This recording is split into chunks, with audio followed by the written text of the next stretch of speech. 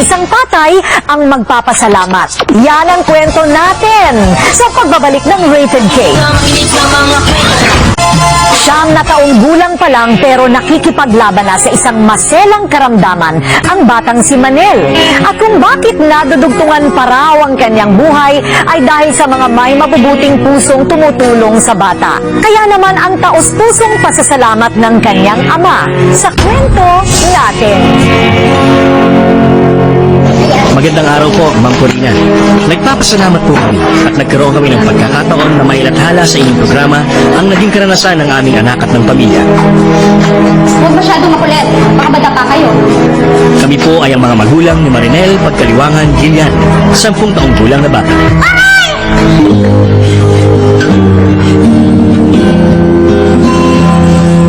Sipag talaga ng anak ko. Kahit may pilit, basa ko ng basa. Eh tatay, hindi po bibigyan ko yung babasa. Mata po. Masyado pang matalino, ha? Dok, ilang araw nang tanggal ang semento sa binti ni Manel. Bakit ang ngayon hindi pa siya makalakad? Sa tingin ko, Mr. Brilliant, kailangan niyang ipa-MRI sa Manel. Napakahirap naman po ng pagsubok na binigay niyo sa amin. Nadapa lamang po anak ko. Paano naman po na sa kansit sa buto ang sakit niya? Kumawa naman po anak ko. Sana sa akin na lang po binigay ang sakit niya. Papa God, sana po makapasok po ulit ako sa school. Nimiss ko na po ang mga friends ko. Saka sana po, Papa God, tumigil na sa pag-iyak ng tatay ko. Matapos nito, sumailalim sa 8 chemotherapy si Marinel. At nitong Hunyo 2014, siya ay inoperahan kung saan nilagyan ng bakal ang loob ng kanyang kanang binti bilang pansamantalang suporta.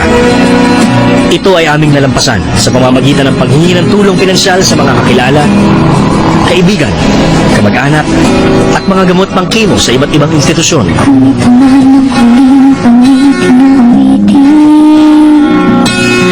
Ang pangalawang pagsubok ay ang paglalagay ng endoprosthesis sa kanyang binti upang siya ay makalakad muli ng normal. Subalit ang implant na kakailanganin ay hindi pangkaraniwan at made to order sa UK. Kung kaya't ang halaga nito, kasama na ang gastos sa hospital at professional fees, ay humigit kumulang 1.5 million. Kay Lord, nagpapasalamat kami ng marami.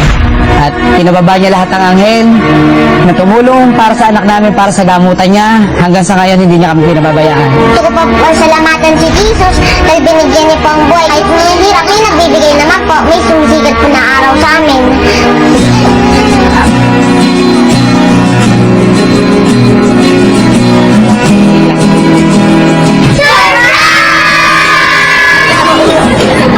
Surprise, Manel! Kahit hindi mo birthday, naghanda kami para sa'yo. Kasi gusto din namin mag-thank you sa'yo. Kahit natulungan ka namin financially, na-inspire mo kami. Kasi ang tapang-tapang mo. Hindi ka pumigil mabuhay at maging masaya kahit may sakit ka. Kaya Manel, thank you!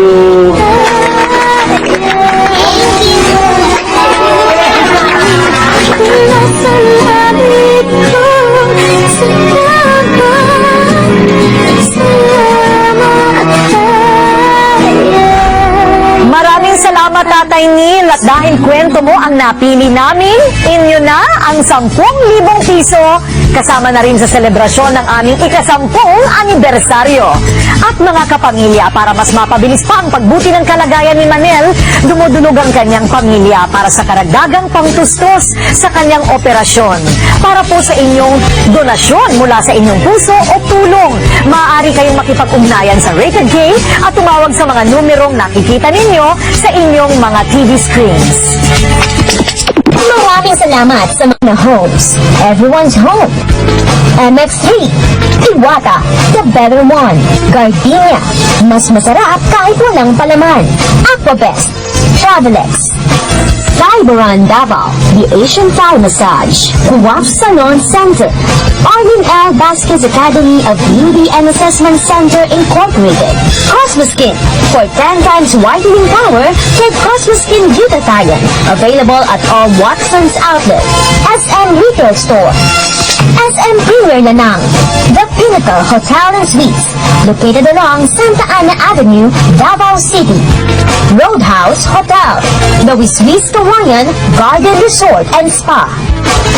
Huwag papalya linggo-linggo para hindi ma-miss ang aming mga next level na kwento.